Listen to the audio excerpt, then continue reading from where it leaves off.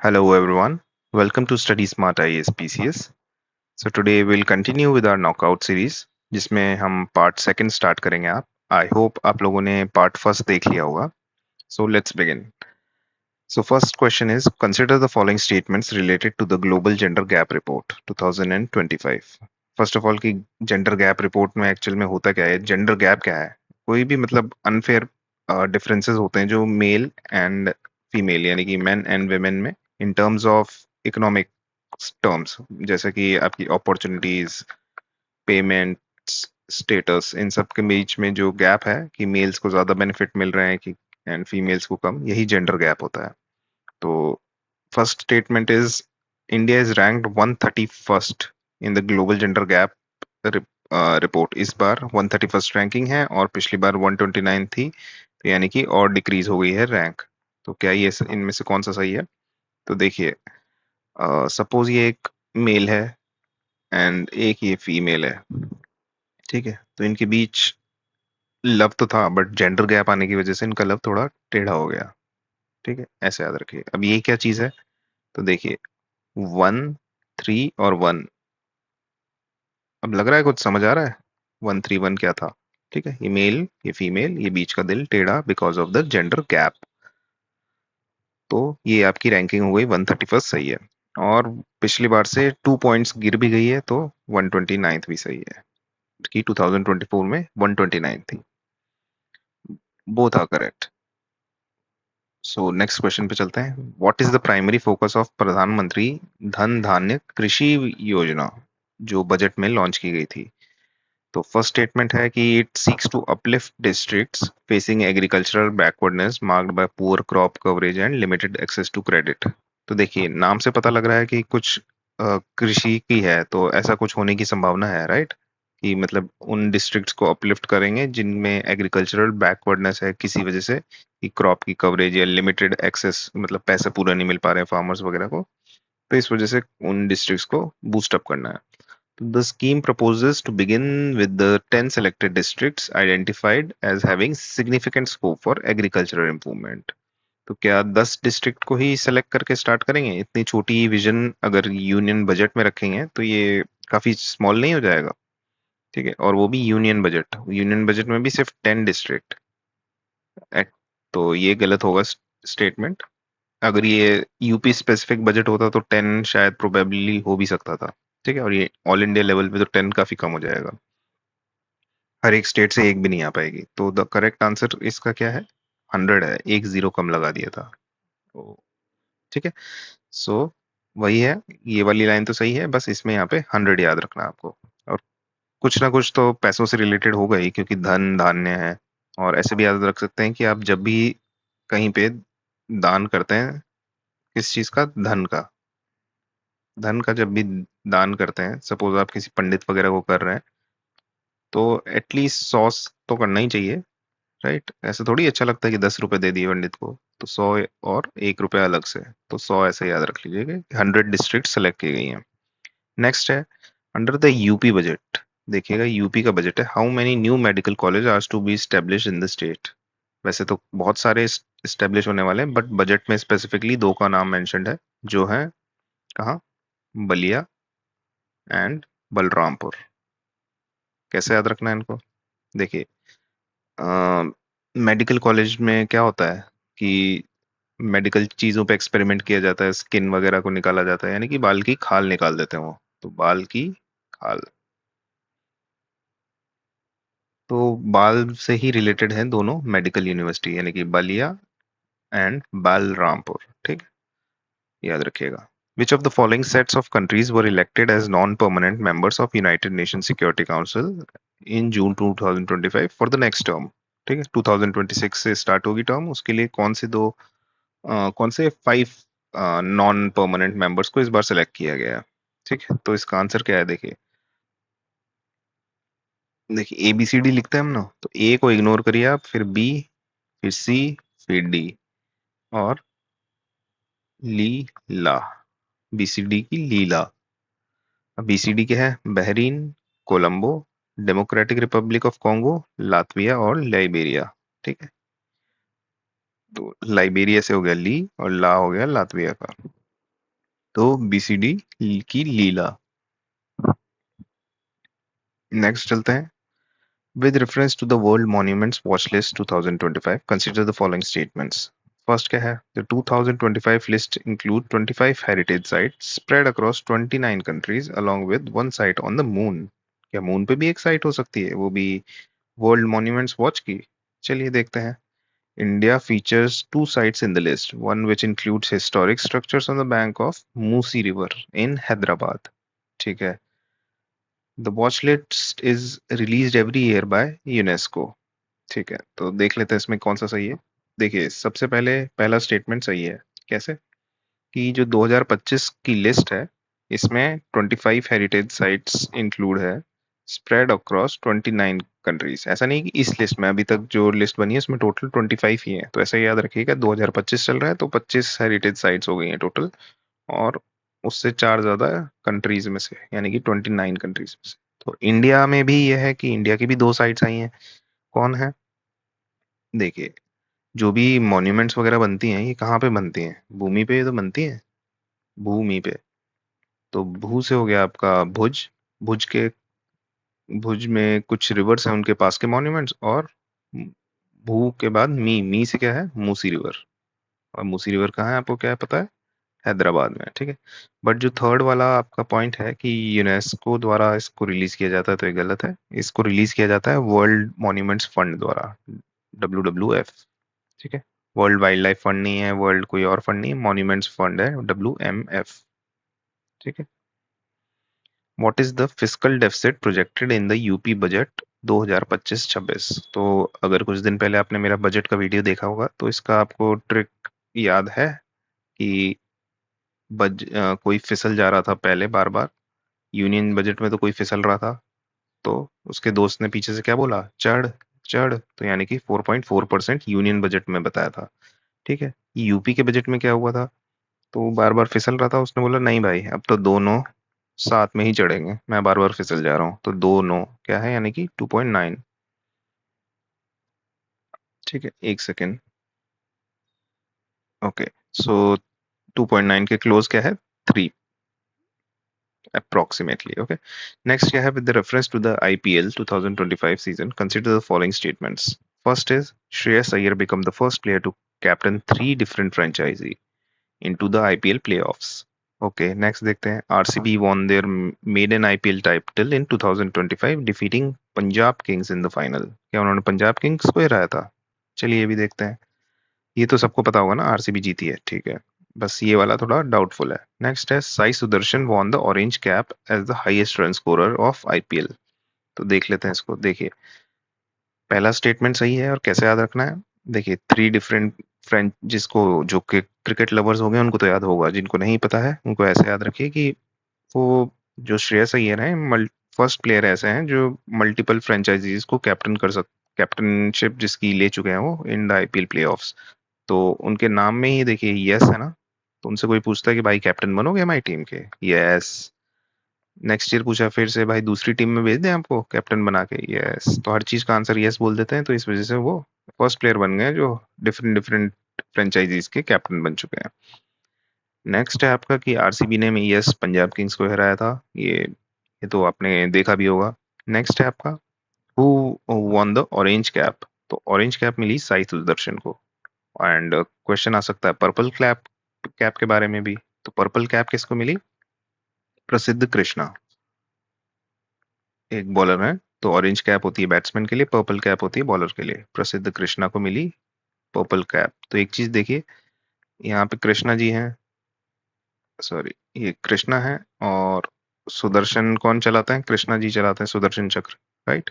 तो orange cap और purple cap दोनों कृष्ण जी से रिलेटेड है नाम। ठीक है, एक चीज याद रखिएगा, जिसके आगे पी आ रहा है ना, पी कृष्णा, प्रसिद्ध कृष्णा, तो पी फॉर पर्पल। ठीक है, दोनों के नाम कृष्ण जी से रिलेटेड है, एक तो कृष्णा और दूसरा सुदर्शन चक्र ऑफ कृष्णा। ठीक है, बट जिसके आगे पी आ रहा है, Prasidh Krishna is equals to purple cap. Next चलते हैं। नोबेल प्राइज देख लेते हैं। देखिए, नोबेल प्राइज में क्या है कि इकोनॉमिक्स, लिटरेचर, पीस और मेडिकल साइंसेस। तो पहला ऑप्शन है निहॉन हिंडाल्को। तो हम फर्स्ट वर्ड ले रहे हैं नियॉन का नी। नी मतलब नो। ठीक है, हम अगर लोगों को नो बोलना सीख जाए तो हमारी जिंदगी काफी पीसफुल हो जाएगी। हर चीज के लिए हाँ नहीं बोलना चाहिए, ठीक है। ये आपने सुना भी होगा, ट्राई टू से नो टू पीपल। उसके बाद अगर आप यस बोलते हैं, हाँ बोलते हैं, तो आपको लोग लेक्चर देने लग जाते हैं। ठीक है, यानी कि अगर आप नो बोलते हैं तो आपकी लाइफ पीसफुल है। हाँ बोलते हैं आप, तो आपको लोग लेक्चर देने लग जाते हैं और आपका टाइम वेस्ट होता है। ठीक है, टाइम वेस्ट होता है तो आपको क्या होता है फिर उसके बाद? इकोनॉमिक्स से सबसे ज्यादा डर लगने लगता है, यार मैंने पूरा टाइम तो खड़े होके बातें और लेक्चर सुनने में ही निकाल दिया, तो मैंने पढ़ाई तो की नहीं, वो भी दोस्तों के लेक्चर। ठीक है, चलिए, तो ये इकोनॉमिक्स में डर आ जाता है, तो डेरॉन ए स्मगलू। नेक्स्ट है आपका मेडिकल साइंसेस, विक्टर एम्ब्रोस। तो मेडिकल साइंसेज में रोज तरक्की हो रही है किसी ना किसी, कभी स्टेम सेल पे रिसर्च हो जा रही है, कभी डिफरेंट डिफरेंट चीज पे टेस्ट करते हैं। इस वजह से मेडिकल साइंसेज विक्ट्री के पाथ पे है। ठीक है, ऐसे भी याद रख सकते हैं, या फिर रोज, डेली। डेली क्या हो रहा है, उस पे रिसर्च हो रही है। ठीक है, नेक्स्ट पे चलते हैं। नेक्स्ट है आपका, with reference to the global multi dimensional poverty index 2024 consider the following statements. The index was released for the first time by World Bank. ये हटा दीजिएगा, by World Bank. Okay. The central theme for 2024 report was poverty amid struggle. Okay. As per the report, 83% of multidimensionally poor people reside in rural areas. Okay. तो देखिए, इतना तो हम सबको पता लग गया होगा इतने टाइम से कि जो global multi dimensional poverty index report है, वर्ल्ड बैंक नहीं निकालता, ऑक्सफोर्ड करके कोई हो है, और प्लस दूसरा कोलैबोरेशन है आपका यूएनडीपी का। ठीक है, तो इसको अच्छे से याद रखिएगा कि ये वर्ल्ड बैंक नहीं निकालता है। हाँ, ये दोनों सही हैं कि the central theme for 2000 report was poverty amid struggle. एक तो देखिए, मल्टी डायमेंशनल पॉवर्टी है, तो यानी कि पॉवर्टी को हर जगह से, हर डायमेंशन से देख रहे हैं, तो यानी कि सिर्फ पॉवर्टी नहीं है, साथ में स्ट्रगल भी है। यही इसकी थीम भी है, जो उसका नाम है, पहली बार इसकी थीम उससे मैच हुई है। ठीक है, पॉवर्टी अमिड स्ट्रगल। नेक्स्ट क्या है कि around 83% people multi dimensionally poor कहाँ पे रहते हैं? रूरल एरियाज में। ऐसे याद रखिएगा बस कि हमारी इनफॉर्मल इकोनॉमी भी अराउंड 83% या 90% मान लीजिए, तो उतना ही है इसका। मल्टी डायमेंशनल पॉवर्टी के में जो पुअर पीपल हैं वो रूरल एरियाज में रहते हैं। ठीक है, और ये इंडिया की बात नहीं हो रही है, सिर्फ याद करने के लिए हमने कुछ बनाया है, बट ये ग्लोबली बात हो रही है। ठीक है, चलते हैं नेक्स्ट पे। What is the line of credit guarantee coverage for MSME under the new budget? New budget में एमएसएमईज को कुछ क्रेडिट गारंटी कवरेज मिली है। क्रेडिट गारंटी कवरेज मतलब, सपोज आपने एक एमएसएमई लॉन्च की। ठीक है, उसमें क्या है कि आपको लोन चाहिए और आपने लिया लोन 8 लाख, 8 करोड़ का, जो कि you were not able to repay. तो बैंक्स को तो नुकसान हो गया। तो बैंक्स इस वजह से लोन देना बंद कर देते हैं। तो उन्होंने क्या किया कि गवर्नमेंट ने बोला कि हम आप बैंक्स को बोला कि आप लैंड करिए आराम से, कोई दिक्कत की बात नहीं है, will provide you credit guarantee की। अगर कोई छोड़ के भाग गया, आपको पैसे नहीं दे पाया किसी भी वे में, तो हम will compensate.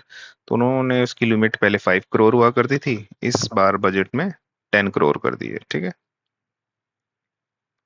So 10 crore is the limit. Next चलते हैं। Which of the following are among the 10 priority areas of the development highlighted by the union budget? देखिए, काफी जनरल सा क्वेश्चन है।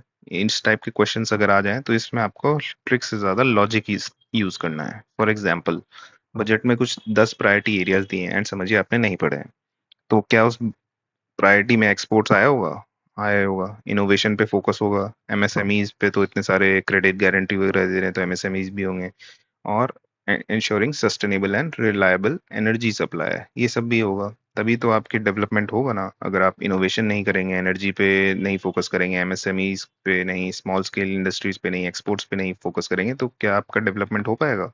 नहीं। तो ये सब चीजें तो आएंगी ही आएंगी। So all of the above are correct. इसके अलावा भी कुछ चीजें होंगी, 6 चीजें, वो सब भी काफी जनरल सी होंगी। ठीक है, तो उनको देख लीजिएगा और फाइंड आउट करने की कोशिश करिएगा कि इनमें से ऐसा कौन सा एरिया है जो, वैसे तो हम डेली बेसिस पे सुनते हैं, क्या इंफ्रास्ट्रक्चर है? डेली बेसिस पे कितनी बार उसका नाम सुनते हैं, तो वो भी ऐड हुआ ही होगा कहीं ना कहीं। ठीक है, ऐसे कर करके find out all the 10 areas. Next है, ISRO recently conducted the first ever rocket based satellite payload test from the soil of UP. In which of the following district was this landmark test carried out. तो देखिए हुआ ये कि ये हमारा India, और India और पाकिस्तान के बीच हुए युद्ध। तो इंडिया ने सारी मिसाइल्स उनकी वहीं तोड़ के गिरा दी, पाकिस्तान ने जो भी अटैक किया। तो हम लोग वीडियो देख रहे हैं कि इंडिया की मिसाइल्स तो वहां जाके फूट रही हैं, पाकिस्तानी देख पा रहे हैं उनको, हम लोग एक भी मिसाइल नहीं देख पाए यूपी की तरफ। यूपी की तरफ क्या, बॉर्डर की तरफ ही नहीं आ पाई उनकी मिसाइल्स, तो हम लोग थोड़े सैड थे। तो इसरो ने बोला बेटा सैड मत हो, हम तुमको दूसरी मिसाइल दिखाते हैं। ठीक है, कौन सी मिसाइल था? Rocket based satellite payload test किया उन्होंने, कहाँ पे? यूपी में। तो एकदम खुशी का माहौल हो गया कि अरे वाह, हमने भी देख लिया रॉकेट, हमने भी देख लिया रॉकेट, तो खुशी का माहौल हो गया। ठीक है, नेक्स्ट चलते हैं। जयश्री वेंकटेशन, ठीक है, became the first Indian to receive Ramsar Wetland Conservation Award in 2025 for her impactful work on Pallikarani Marsh.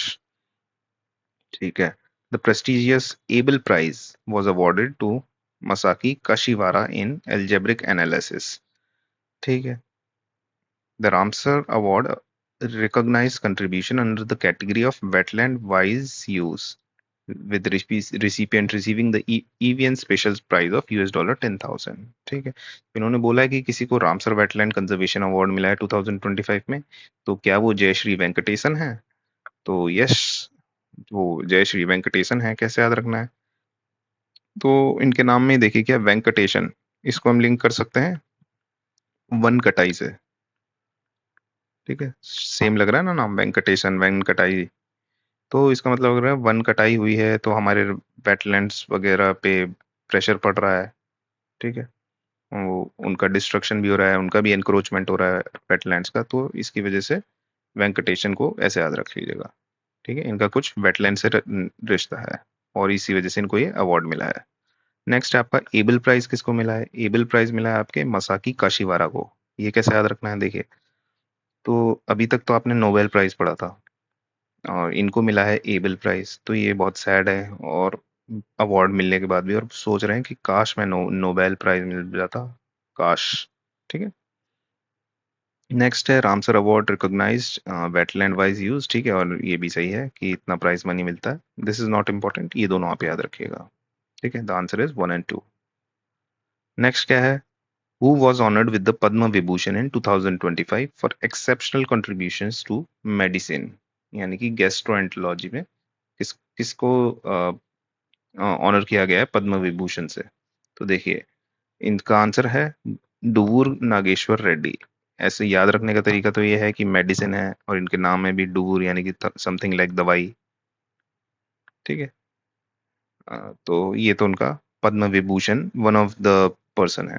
इसके अलावा भी कुछ लोग और हैं, उनके नाम भी हम देख लेते हैं। देखिए, पहले हो गए हमारे डूवूर नागेश्वर रेड्डी, सेकंड है हमारे जगदीश जी।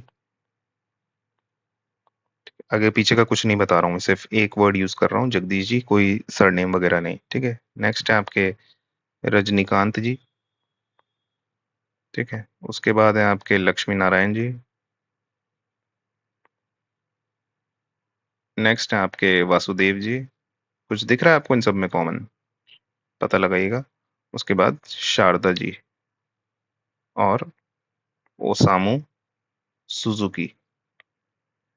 ठीक है, तो ऊपर वाले जितने हैं, इंक्लूडिंग नागेश्वर जी को भी ऐड कर दे तो।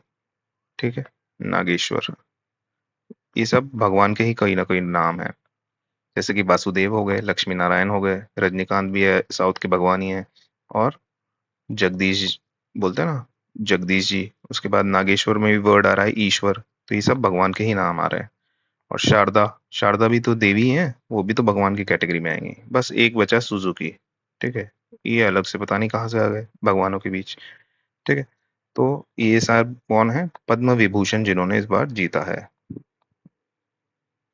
याद रखिएगा, अगर आपको क्वेश्चन आ जाए कि which among the following have von Padma Vibhushan this year, तो उनमें से ये जो नाम है, 7 अवॉर्डीज हैं, सब भगवान के नाम हैं एक्सेप्ट सुजुकी। ओके, नेक्स्ट क्या है? नेक्स्ट है आपका एक सेकेंड, नेक्स्ट है आपका विस्टा डोम जंगल सफारी के ऊपर क्वेश्चन है। Which Indian state launch the country's first vista dome jungle safari train, ठीक है, connecting wild life sanctuaries in 2025। तो इसका आंसर है उत्तर प्रदेश। कैसे याद रखना है और इसमें क्या इंपॉर्टेंट है? यूपी है इतना तो हमको पता ही लग ही जाएगा। याद रखने की चीज क्या है कि ये जो विस्टाडोम जंगल सफारी है किसको कनेक्ट कर रही है? तो हमारी दो वाइल्ड लाइफ सेंचुरीज हैं, ठीक है, उनको कनेक्ट कर रही है। उसमें भी कहाँ स्पेसिफिकली, जिस पे क्वेश्चन पूछा जाएगा। तो क्वेश्चन पूछा जाएगा, एक तो ये जो जंगल सफारी है बीच में पड़ रही है, एकदम बीच में। किसके बीच में? बीच से है आपका बिछिया, और दूसरा है मय से है इसका मैलानी, ठीक है, बिछिया मैलानी। तो याद रखिएगा, विस्टाडोम जो जंगल सफारी खोली एकदम बीचों बीच खोल दी किसी चीज के, यूपी ने, ठीक है। और कनेक्ट कर रही है किसको? आपके डीके को। डीके कौन है? डी से आपका दुधवा, के से कतरनी घाट। ये तो नॉर्मल सा आप समझ ही जाएंगे। मेन याद रखिएगा बीच में आ रही है, ठीक है। नेक्स्ट है, what is the limit of credit guarantee cover for MSMEs? ये हमने पढ़ चुका है, इसका आंसर 10 करोड़ है, ठीक है। Which of the following statements about North India's largest upcoming film city are correct? जो एक फिल्म सिटी आ रही है नॉर्थ इंडिया, याद रखिएगा सिर्फ नॉर्थ इंडिया की लार्जेस्ट है वो अपकमिंग। सो जो it is being developed by Yogi Adityanath government in Gautam Buddh Nagar, Uttar Pradesh, ठीक है। देखते हैं। नेक्स्ट है, the film city will be located near the Noida international airport Jewar and span over 1000 acres, ठीक है। तो दोनों स्टेटमेंट सही हैं। ये नोएडा के पास, क्योंकि नोएडा खुद गौतम बुद्ध नगर में आता है, तो नोएडा एयरपोर्ट के वैसे एग्जैक्टली देखा जाए तो ये ग्रेटर नोएडा में है, ठीक है। और एरिया 1000 एकर्स, ठीक है। 1000 एकर्स में भी ये सिर्फ अभी नॉर्थ इंडिया की ही लार्जेस्ट अपकमिंग फिल्म सिटी है, ठीक है। सॉरी। नेक्स्ट क्वेश्चन पे चलते हैं। Consider the following statements regarding global wind report release by global wind energy council. तो इन्होंने बोला है कि total of 117 gigawatt of new wind energy capacity was installed in 2024, ठीक है। Offshore wind contribution was 8 gigawatt, marking the lowest annual growth since 2021। India accounted for 50% of the total global wind capacity addition, ठीक है। तो पहली चीज, by logic इसको देखते हैं। देखिए, India 50% of the total global wind capacity addition possibility नहीं है। क्यों? क्योंकि हमारे बगल में एक चीज बैठी है जिसका नाम है चाइना, जिसकी मैन्युफैक्चरिंग की और ऐसी इंफ्रास्ट्रक्चर डेवलपमेंट की ग्रोथ रेट या कैपेसिटी हमसे काफी ज्यादा है। तो in fact China 70% total global wind capacity addition जो 2024 में हुआ है, चाइना सिंगल ने 70% से बियॉन्ड किया है, ठीक है। नेक्स्ट क्या है? A total of 117 gigawatt of new wind power capacity was installed globally. Globally 117 किया है विंड विंड पावर।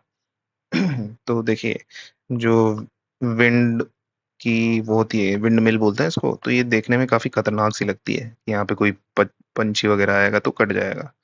तो ऐसे याद रखिएगा कि जो टोटल ग्लोबल इसकी इंस्टॉल्ड कैपेसिटी की है वो 117, यानी कि जैसे हम बोलते हैं ना बचपन में कि 17 पे खतरा, खतरनाक चीज होती है विंड मिल देखने में, इसलिए। और offshore wind contributes 8 gigawatt, marking the lowest annual growth since 2021, ठीक है। इसको ऐसे याद रख लीजिएगा, these two are more important.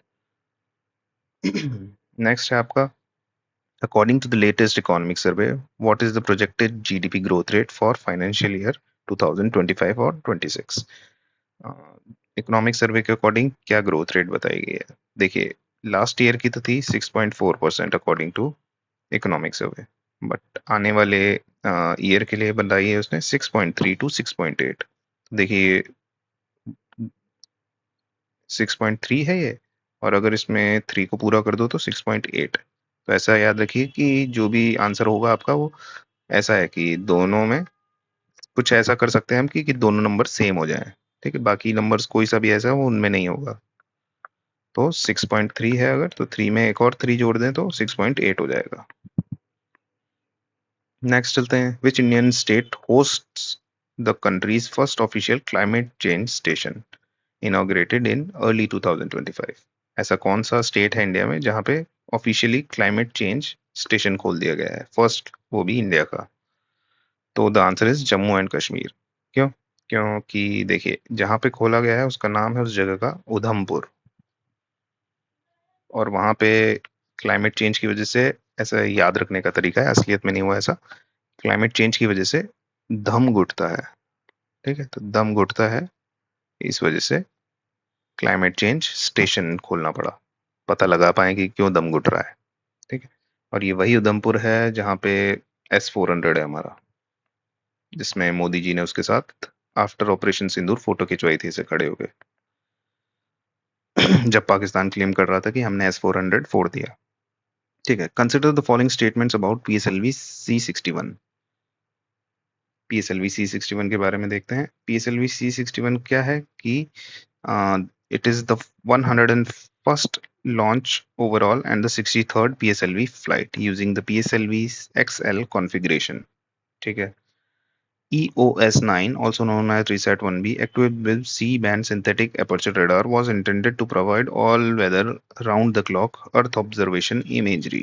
Okay, इसके साथ मतलब एक जो PSLV C-61 है, इसके साथ हमने एक EOS-9 करके सैटेलाइट भेजी, ऐसा ही ये कह रहे हैं। The mission was complete success, with EOS-9 being placed into the planned synchronous orbit, that is sun synchronous orbit, at an altitude of 524 kilometre. तो देखिए, सबसे पहले तो कि अगर आपको पता हो कि 100 के बाद जो 101 वह नंबर है, ठीक है, 100 में हमने कुछ F करके भेजी थी, उसको एक बार गूगल करके आप देख लीजिएगा क्या नाम है, because 100th launch is very important. ठीक है, 100th ISRO launch is very important, और 101st क्यों इंपॉर्टेंट है, क्योंकि जो ये PSLV C-61 है, उसमें क्या हुआ था कि वो फेल हो गया था। क्यों? क्योंकि कुछ थर्ड स्टेज में प्रॉब्लम आई थी, और इट वाज नॉट सक्सेसफुल। और 100th मिशन है, it was something like GSLV क्या, F आई गेस 15 था। ठीक है, इट वाज सक्सेसफुल, बट ये जो 101वां है वो it was a failed mission, that's why ये थर्ड स्टेटमेंट तो रॉन्ग हो ही जाता है कि it was placed into the planned sun synchronous orbit. ठीक है, और इसके साथ EOS-9 सैटेलाइट भेजी थी, ये भी याद रखिएगा, अर्थ ऑब्जर्वेशन सैटेलाइट 9th। और ये 101वीं लॉन्च थी PSLV C-61। सिंपल सा क्वेश्चन भी पूछ सकता है वो मैच द फॉलोइंग में कि 101st PSLV की जगह यहाँ पे कुछ और लिख दिया, 62 लिख दिया, यहाँ पे एक 100th स्पेस फ्लाइट, उसके आगे लिख दिया GSLV F-12, तो F-15 होगा यहाँ पे, और यहाँ पे PSLV 61 होगा। ठीक है, ये अच्छे से याद रखिएगा, ये दोनों बहुत इंपॉर्टेंट है। नेक्स्ट क्या है, with the reference to the economic survey, consider the following statements. Retail inflation eased from 5.4 था पहले, इस साल 4.9 हो गया। ठीक है, नेक्स्ट क्या है, कोर इन्फ्लेशन जो it decline to its lowest level, easing to approximately 0.9 percentage point. Okay, next है आपका food inflation, it rose to 8.4% from 7.5% in financial year 24। तो देखिए कल परसों शायद हमने जब क्लास की थी तब उसमें मेंशन किया था एक चीज कि देखिए रिटेल इन्फ्लेशन, रिटेल हमने बोला था कि जब भी तेल लेने जाते हैं हम, तो कहाँ पे जाते हैं, परचूने की दुकान पे, परचूने की दुकान पे। तो परचूना वर्ड किसकी तरह लग रहा है कि 5 प्लस छूना, ऐसा कौन सा नंबर है जो 5 को छूने ही वाला है, तो 4.9। ओके, नेक्स्ट है आपका कोर इन्फ्लेशन। कोर मतलब हमेशा याद रखिएगा, कोर एक ही होता है, अर्थ का भी एक ही कोर है, आपका भी एक ही कोर है, तो एक के जो पास में नंबर है वो है 0.9। ये इन्फ्लेशन में जितने भी नंबर है अभी तक हमने पढ़े हैं वो पास के नंबर्स हैं। जैसे रिटेल मतलब परचूने की दुकान, परचूने मतलब 5 को छूने वाला नंबर यानी कि 4.9, कोर मतलब एक ही कोर होता है सबका, और एक को छूने वाला 0.9। फूड इन्फ्लेशन में क्या हुआ है, फूड इन्फ्लेशन में आपको पता लग रहा है कि फूड महंगा हो गया है। और फूड महंगा हो गया यानी कि सब्जी दालें ये सब महंगी हो गई हैं। तो अब क्या करे गरीब आदमी, उसको तो अचार से ही रोटी खानी पड़ेगी। तो आंसर इज अचार, 8.4। ठीक है, so all three are correct. Consider the following statement about sample registration system report release in 2025। ठीक है, तो सैंपल रजिस्ट्रेशन सिस्टम की एक रिपोर्ट निकली है 2025 में, और कौन रिलीज करता है इसको? देखिए, it is release annually by the ministry of health and family welfare. No, it is release by registrar general of India. ठीक है। नेक्स्ट क्या है? India's infant mortality rate decline to 26 per 1000 live births. इसको 27 करिए, तब जाके ये option सही होंगे, क्योंकि 27 इज द आंसर। ठीक है, फर्स्ट गलत है, सेकंड सही है। MP recorded the highest infant mortality rate in the country. ठीक है, ये सही हो गया। तो इसमें क्या है एक्चुअल में? सैंपल रजिस्ट्रेशन सिस्टम जो है, इसमें यही सब है कि आपकी जो डेमोग्राफिक सर्वे है for providing reliable estimate of बहुत सी चीजें, जैसे birth rate, death rate, mortality rate, ये सब है। ठीक, तो हर एक चीज का डिफरेंट डिफरेंट डेटा दिया है इन्होंने। वो आप एक बार पूरा देखिएगा, बट कुछ मेजर चीजें बता देता हूँ मैं। फॉर एग्जाम्पल, इंस्टीट्यूशनल डिलीवरीज जो है वो 91% पहुंच गई हैं इस डेटा के अकॉर्डिंग। सैम ऑल दो डिफरेंट डेटा, इसमें डिफरेंट चीजें कह रहे हैं। सैंपल रजिस्ट्रेशन सर्वे के अकॉर्डिंग बता रहा हूँ मैं, 91% पहुंच गई है हमारी इंस्टीट्यूशनल डिलीवरी। इंस्टीट्यूशनल डिलीवरी मतलब, जो बच्चे आपके कंसीव हो रहे हैं वो किसी इंस्टीट्यूशन में हो रहे हैं, ऐसे नहीं कि घर में ही जो दाई माँ वगैरह होती थी ना पहले, उनके थ्रू नहीं हो रहे हैं। हाइजीनिक वे में इंस्टीट्यूशनल डिलीवरी हो रही है। Institutional delivery 91%। ठीक है, आपको अच्छा इंस्टीट्यूशन तभी मिलता है जब आपकी 90+ % मार्क्स आते हैं, ऐसे याद रखिएगा। Life expectancy at birth. Life expectancy पहले इंडिया की थोड़ी 70% थी, अब वो डिक्लाइन होके कुछ 2 पॉइंट्स डिक्लाइन होके 69.8% रह गई है। क्यों? ऐसा मान लीजिए 2 साल हमारे दो वर्ड्स ने ले लिए। कौन है वो दो वर्ड्स? सी और O2। CO2 की वजह से हमारे 0.2 ईयर्स डिक्लाइन हो गया। टोटल फर्टिलिटी रेट तो हमको पता ही है कितनी, 2.0 हमने अचीव कर ली है। तो इसमें कुछ स्टेट्स हैं ऐसे जो नहीं कर पाए हैं, उनमें हाईएस्ट किसका है? बिहार का। कितनी है उसकी? 3 है उसकी टोटल फर्टिलिटी रेट।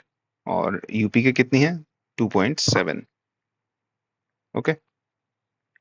उसके बाद सेक्स रेशो एट बर्थ 913 है। सेक्स रेशो एट बर्थ, यानी कि चाइल्ड सेक्स रेशो बोल सकते हैं उसको। ठीक। पर चाइल्ड सेक्स रेशो आपका 0 to 5 ईयर्स के लिए काउंट होता है। ठीक है, 913 है, ये इंक्रीज हुआ है। हाईएस्ट कहाँ पे है? ऑब्वियसली केरला में होता है ये सब चीजें हाईएस्ट। नेक्स्ट है आपका under 5 mortality rate. Under 5 mortality rate मतलब अंडर 5 मोर्टेलिटी रेट, या आप लिख लीजिएगा चीजें, वरना आपको वैसे गूगल पे भी मिल जाएगी कहीं ना कहीं। अदरवाइज मुझसे आप कांटेक्ट कर सकते हैं, I will send you the PDF। ठीक है। अ, तो क्या है? अंडर 5 मोर्टेलिटी रेट 31 हो गई है पर 1000 लाइव बर्थ्स। ठीक है, 31 बच्चे अंडर 5 की एज में मरते हैं अभी भी 1000 में से। ठीक है।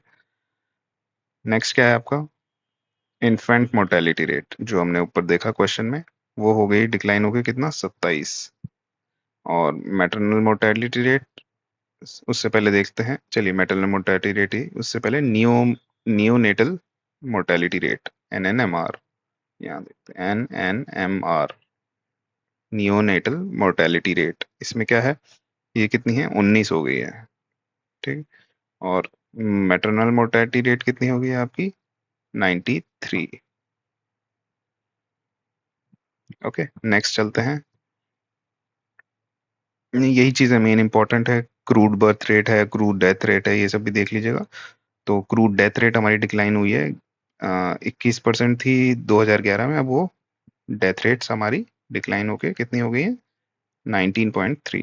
तो ये काफ़ी ज़्यादा फैक्चुअल डेटा है। इसको हम चाहें तो आप, मैं MCQs के फॉर्म में ही एक बड़ा सा कंपाइलेशन इसका करके, सैंपल रजिस्ट्रेशन सर्वे का, लास्ट में आपको इसको याद करवा दूंगा ट्रिक्स के थ्रू। ठीक है।